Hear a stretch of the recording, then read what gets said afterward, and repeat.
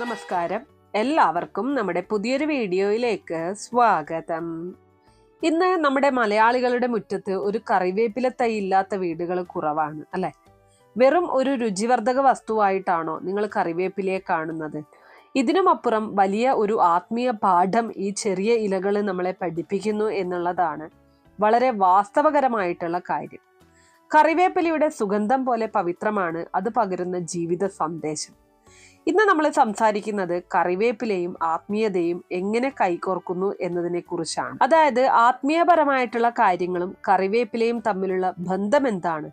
പലരും നമ്മൾ കറിവേപ്പ് അവിടെ നട്ടു ഇവിടെ നട്ടു, നിന്റെ ഭാഗ്യം ഇങ്ങനെയാണ് എന്നൊക്കെ പറയാറുണ്ടെങ്കിലും വാസ്തുപരമായിട്ട് വളരെ ലക്ഷ്മി ദേവിയുടെ ചൈതന്യമുള്ള ഒരു ചെടി തന്നെയാണ് കറിവേപ്പ് എന്ന് പറയുന്നത്. ഭൂമിദേവിക്ക് വളരെയധികം വരദാനമായിട്ടുള്ള ഒരു ചെടിയാണിത്. അതുകൊണ്ട് തന്നെ ഇതിന് വളരെയധികം പ്രത്യേകതകളുണ്ട്.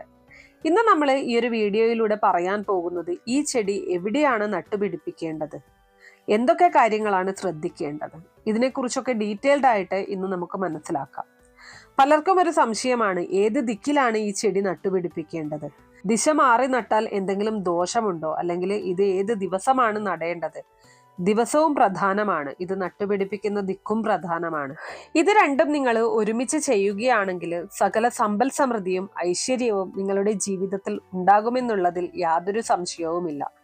കാരണം ഇത് നമ്മുടെ വീട്ടിൽ വളർന്നു വരുന്നതിനനുസരിച്ച് നമ്മളുടെ അഭിവൃദ്ധി കൂടുക തന്നെ ചെയ്യും. നിങ്ങളുടെ വീട്ടിൽ ഞാൻ ഈ പറയുന്ന, അതായത് നമ്മൾ വെറുതെ ഒരു കറിവേപ്പ് കൊണ്ട് നടുകയല്ല വേണ്ടത്. കറിവേപ്പ് തന്നെ കിളിച്ചു വന്നു എന്നിരിക്കട്ടെ, അങ്ങനെ വന്നിട്ട് ഒരുപാട് കറിവേപ്പിന്റെ മരങ്ങൾ എൻ്റെ വീടിന്റെ ചുറ്റുമുണ്ട്, അല്ലെങ്കിൽ ഞാൻ പറയുന്ന ദിക്കിൽ തന്നെയുണ്ട്. പക്ഷെ എനിക്ക് നിങ്ങൾ ഈ പറയുന്ന സമ്പൽ സമൃദ്ധിയും ഐശ്വര്യവും കിട്ടുന്നില്ലല്ലോ എന്ന് നിങ്ങൾ ചിന്തിക്കുകയാണെങ്കിൽ ഞാൻ ഈ പറയുന്ന കാര്യങ്ങൾ നിങ്ങളൊന്ന് ചെയ്യണം. ഞാൻ പറയുന്ന ആ ദിവസം തിരഞ്ഞെടുത്ത് തന്നെ നിങ്ങൾ കറിവേപ്പ് നടുക, അതുപോലെ തന്നെ ഞാൻ പറയുന്ന ദിക്കിൽ നടുക.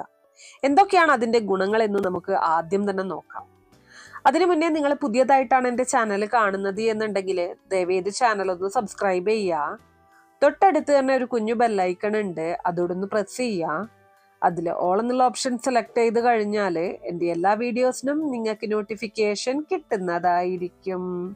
നമുക്കറിയാം, കറിവേപ്പില നമ്മുടെ ശരീരത്തിലെ വിഷാംശങ്ങളെ നീക്കം ചെയ്യാൻ വളരെയധികം സഹായിക്കുന്ന ഒരു ചെടിയാണ്. അതുപോലെ തന്നെ ആത്മീയ തലത്തിൽ നോക്കിയാൽ ഇത് മനസ്സിനെ ശുദ്ധീകരിക്കുന്ന, പ്രകൃതിയുമായിട്ട് വളരെയധികം സാമ്യമുള്ളതുമാണ്. അതായത് കറിവേപ്പില കയ്പുള്ളതാണെങ്കിലും അത് ഭക്ഷണത്തിന് നൽകുന്ന ഗുണം വളരെ വലുതാണ്. അതുപോലെ ജീവിതത്തിലെ കൈപ്പേറിയ അനുഭവങ്ങൾ നമ്മുടെ ആത്മാവിനെ ശുദ്ധീകരിക്കാനും പക്വതയുള്ളതാക്കാനും സഹായിക്കുമെന്നുള്ളതാണ്. ഓരോ കയ്പും പുതിയ പുതിയ തിരിച്ചറിവിലേക്കുള്ള കാൽവയ്പായിട്ടാണ്, അല്ലെങ്കിൽ പുതിയ തിരിച്ചറിവിലേക്കുള്ള വാതിൽ തുറക്കാൻ എന്നതുപോലെയായിട്ടാണ് നമുക്ക് തോന്നാറ് അല്ലെ? ഒരു കറിയിൽ നമ്മൾ കറിവേപ്പില ഇട്ട് കഴിഞ്ഞാൽ കറി കഴിക്കുന്ന സമയത്ത് നമ്മൾ കറിവേപ്പില എടുത്ത് മാറ്റും. പലപ്പോഴും നമ്മൾ പറയാറുണ്ട്, നമുക്ക് കറിവേപ്പിലയുടെ വിലയാണ്, നമ്മളെ കൊണ്ട് എല്ലാം ചെയ്യിക്കും, എന്നിട്ട് എല്ലാ ഉപകാരങ്ങളും നമ്മളെ കൊണ്ട് വേണം, എന്നിട്ടോ കറിയിൽ നിന്ന് കറിവേപ്പില എടുത്ത് കളയുന്നത് പോലെ ആ ഒരു ലാഘവത്തോടെ നമ്മളെ എടുത്ത് പുറത്തേക്ക് കളയുകയും ചെയ്യും. ഇങ്ങനെയുള്ള ഒരു കാര്യത്തിന് വേണ്ടിയിട്ടാണ് നമ്മൾ അങ്ങനെ പറയുന്നത്. ചിലരൊക്കെ പറയാറുണ്ട്, കാര്യമൊക്കെ കഴിഞ്ഞു ഇനി കറിവേപ്പില, അങ്ങനെയൊക്കെ പറയുന്നവരുണ്ട്. എന്നാൽ നമ്മൾ മനസ്സിലാക്കേണ്ടത് ആ കറിക്ക് രുചിയും മണവും നൽകുന്നത് ആ ഇലയാണ്.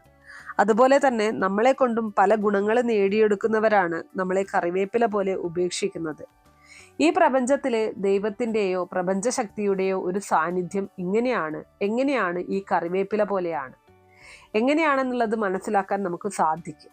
ചിലപ്പോൾ അത് പുറമെ കാണാൻ കഴിഞ്ഞെന്ന് വരില്ല. അതായത് ഇതിൻ്റെ മണവും രുചിയും ഒന്നും നമുക്ക് ഈ ഒരു കറിയിലൂടെ മനസ്സിലാക്കാൻ സാധിക്കില്ല. അതായത് പുറത്തൊരാൾക്ക് കാണിച്ചു കൊടുക്കാൻ സാധിക്കില്ല എന്നതാണ്. അതുപോലെ ദൈവത്തിൻ്റെ ഗുണവും ചൈതന്യവും ഒക്കെ നമുക്ക് അനുഭവിക്കാൻ സാധിക്കും. കറിവേപ്പിലയിട്ട കറി നമുക്ക് കഴിക്കാൻ സാധിക്കും. അപ്പോൾ ആ ഒരു രുചി നമുക്ക് മനസ്സിലാകും. എന്നാൽ പുറത്തൊരാൾക്ക് നമുക്കത് കാട്ടിക്കൊടുക്കാൻ കഴിയില്ല. അതുപോലെ ദൈവത്തിൻ്റെ എല്ലാ അനുഭവങ്ങളും ആ ഒരു ചൈതന്യവും നമുക്ക് അനുഭവിക്കാൻ സാധിക്കും. നിങ്ങൾ ദൈവത്തിനെ കാണിച്ചു തരുമോ എന്ന് ചോദിച്ചാൽ നമുക്കത് സാധ്യമാകാത്ത ഒരു കാര്യമാണ് അല്ലെ? അതായത് ഞാനിവിടെ രണ്ടും കൂടെ കലർത്തിയാണ് പറഞ്ഞത്. നാം ചെയ്യുന്ന എല്ലാ കർമ്മങ്ങളും ഇതുപോലെ ആയിരിക്കണം. നമ്മൾ ചെയ്യുന്ന ഓരോ കർമ്മത്തിനും അല്ലെങ്കിൽ നമ്മൾ ചെയ്യുന്ന ഓരോ പ്രവൃത്തിക്കും പേരോ പ്രശസ്തിയോ ആഗ്രഹിക്കാതെ വേണം നമ്മൾ ഓരോ കാര്യങ്ങളും ജീവിതത്തിൽ ചെയ്യാനായിട്ട്. അപ്പോൾ മാത്രമേ നമുക്ക് ജീവിതത്തിൽ നന്മയുടെ ഒരു സുഗന്ധം പരക്കുകയുള്ളൂ. അതിനുശേഷം നമ്മൾ എന്ത് ചെയ്യണം? ഒരു പ്രവൃത്തി നമ്മൾ ചെയ്തു കൊടുത്തതിന് ശേഷം നിശബ്ദമായിട്ട് അവിടെ നിന്ന് പിൻവാങ്ങുകയാണ് ചെയ്യേണ്ടത്. അതായത് ദൈവികമായിട്ടുള്ള ചിന്തകളുള്ളവർ തീർച്ചയായിട്ടും അങ്ങനെയാണ് ചെയ്യേണ്ടത്. നമുക്ക് പല രീതിയിലുള്ള വിഷമങ്ങളും ബുദ്ധിമുട്ടുകളും പ്രയാസങ്ങളും ഒക്കെ ഉണ്ടാകും. അതിനാൽ നമ്മൾ നമ്മുടെ കർമ്മത്തിൽ തന്നെ മുഴുകുക. അതിനനുസരിച്ച് ഫലം വരുമെന്നാണ് ഭഗവാൻ പറഞ്ഞിരിക്കുന്നത്. നിങ്ങളുടെ കർമ്മം നിങ്ങൾ ചെയ്യുക. നിങ്ങൾ അതിൽ നിന്ന് പ്രതിഫലമൊന്നും ആഗ്രഹിക്കാതെ തന്നെ നിങ്ങളുടെ പ്രതിഫലം നിങ്ങളിലേക്ക് വന്നു ചേരും എന്നുള്ളതാണ്. ഈ ഒരു കാര്യം ശ്രീകൃഷ്ണ ഭഗവാൻ ഭഗവത്ഗീതയിൽ പറയുന്നുണ്ട്. ഹൈന്ദവ വിശ്വാസപ്രകാരം കറിവേപ്പ് ദേവീ പൂജകൾക്കും മറ്റും വളരെയധികം പ്രാധാന്യമുള്ളതാണ്. ഭൂമിദേവിയുടെ ഒരു വരദാനമായിട്ടാണ് നമ്മൾ ഇതിനെ കണക്കാക്കുന്നത്. ഇനി ഞാൻ പറയുന്ന കാര്യം ശ്രദ്ധിച്ചു കേൾക്കുക. അതായത് ഭൂമിദേവിയുടെ വരദാനമായിട്ടുള്ള ഈ ഒരു ചെടി പൂക്കും കായ്ക്കും ഒക്കെ ചെയ്യും. അത് പ്രകൃതി നിയമമാണ്. എന്നാൽ നമ്മൾ നട്ടു വളർത്തുന്ന ഒരു കറിവേപ്പ് പൂത്തു കഴിഞ്ഞാൽ തീർച്ചയായിട്ടും അത് പൂവെടുക്കുന്നത് കാണുമ്പോൾ തന്നെ അതിൻ്റെ തണ്ട് ഭാഗം നുള്ളിക്കളയുക. പൂക്കുകയോ കായ്ക്കുകയോ ചെയ്യട്ടെ, എവിടെയെങ്കിലും വെച്ച് പൂക്കുകയോ കായ്ക്കുകയോ ചെയ്യട്ടെ. പക്ഷെ നമ്മൾ നട്ടു വളർത്തുന്ന കറിവേപ്പ് പൂക്കുകയോ കായ്ക്കുകയോ ചെയ്യാൻ നമ്മൾ സമ്മതിക്കരുത്. അതിലേക്ക് ചെറിയ ഒരു പൂവ് വരുമ്പോൾ തന്നെ അത് നമ്മൾ പൊട്ടിച്ച് കളയണം. ഇത് നമ്മൾ എത്രമാത്രം ശ്രദ്ധിക്കുന്നുവോ അത്രമാത്രം നമുക്ക് ചൈതന്യവും നമുക്ക് എല്ലാ രീതിയിലുമുള്ള സമ്പൽ സമൃദ്ധിയും ധനവും നമുക്ക് വർദ്ധിച്ചു കൊണ്ടേയിരിക്കും എന്നുള്ളതാണ്. എന്നാൽ ഇത് പൂത്തു കഴിഞ്ഞാൽ ഗൃഹനാഥന് വളരെയധികം ദോഷമാണ്. അപ്പോൾ ഇത് പൂക്കാതെ ശ്രദ്ധിക്കുക എന്നതാണ് നിങ്ങൾ ചെയ്യേണ്ട ഏറ്റവും പ്രധാനപ്പെട്ട കാര്യം. ഇനി കറിവേപ്പ് എവിടെ നട്ടുപിടിപ്പിക്കണം എന്നുള്ളതിനെ കുറിച്ച് പറയാം. കിണറിന്റെ ഭാഗത്ത് കറിവേപ്പ് ഉണ്ടെങ്കിൽ അവിടെ നിന്ന് ഒഴിവാക്കുന്നതാണ് ഏറ്റവും ഉത്തമമായിട്ടുള്ള കാര്യം. പിന്നെ വടക്ക് ഭാഗത്ത് കറിവേപ്പ് നട്ടുപിടിപ്പിക്കുന്നത് അത്ര ശുഭകരമായിട്ടുള്ള കാര്യമല്ല. നിങ്ങളുടെ വീടിന്റെ പടിഞ്ഞാറ് ഭാഗത്ത് ഒരു കറിവേപ്പ് നിങ്ങൾ നട്ടുപിടിപ്പിക്കുകയാണെങ്കിൽ നിങ്ങളുടെ സകല പ്രശ്നങ്ങളും സാമ്പത്തിക ബുദ്ധിമുട്ടുകളും പ്രയാസങ്ങളും തീർച്ചയായിട്ടും ലക്ഷ്മി ദേവി മാറ്റിത്തരുമെന്നുള്ളതാണ്. എല്ലാ രീതിയിലുമുള്ള ധനവരവ് നിങ്ങൾക്കുണ്ടാകും. പടിഞ്ഞാറ് ഭാഗത്ത് ചെടിച്ചട്ടിയിലോ എങ്ങനെയെങ്കിലും നിങ്ങൾക്ക് നല്ല രീതിയിൽ ഇത് പുഷ്ടിപ്പെടുത്തി എടുക്കാവുന്നതാണ്. അത് വളർത്തിയെടുക്കാനായിട്ട് നിങ്ങൾ ശ്രമിക്കുക എന്നതാണ്. പിന്നെ തെറ്റിദ്ധരിച്ചുകൊണ്ട് ഒരുപാട് ആളുകൾ ഇത് ആത്മീയപരമായിട്ട് കരുതാതെ മത്സ്യമാംസാദികൾ കഴുകിയ വെള്ളമൊക്കെ ഒഴിച്ച് തഴച്ചു വളരുമെന്ന് പറഞ്ഞിട്ട് കൊണ്ടൊഴിക്കും. എന്നാൽ നിങ്ങൾ ഓർക്കുക, വളരെ വൃത്തിയുള്ള ഒരു ചെടിയാണ് കറിവേപ്പ്. ഒരു കാരണവശാലും അത് അശുദ്ധിയാകാതെ സൂക്ഷിച്ചാൽ നിങ്ങൾക്ക് അതിൻ്റേതായിട്ടുള്ള ഗുണങ്ങൾ ഭാവിയിൽ ഉണ്ടാകും. വേസ്റ്റ് വെള്ളം മറിക്കുന്ന സ്ഥലത്തോ അല്ലെങ്കിൽ നമ്മൾ അലക്കിയ വെള്ളം പോകുന്ന സ്ഥലത്തോ ഒന്നും തന്നെ കറിവേപ്പ് നട്ടുപിടിപ്പിക്കാനായിട്ട് പാടില്ല. ആത്മീയപരമായിട്ട് തന്നെ നമ്മൾ ഇതിനെ കൊണ്ടുപോകണം എന്നുള്ളതാണ്. ഇനി ഏതൊക്കെ ദിവസമാണ് ഇത് നട്ടുപിടിപ്പിക്കാൻ ഏറ്റവും ഉത്തമം എന്ന് ചോദിച്ചു കഴിഞ്ഞാൽ വ്യാഴാഴ്ചയും വെള്ളിയാഴ്ചയും നടുന്നതാണ് ഏറ്റവും നല്ലത്.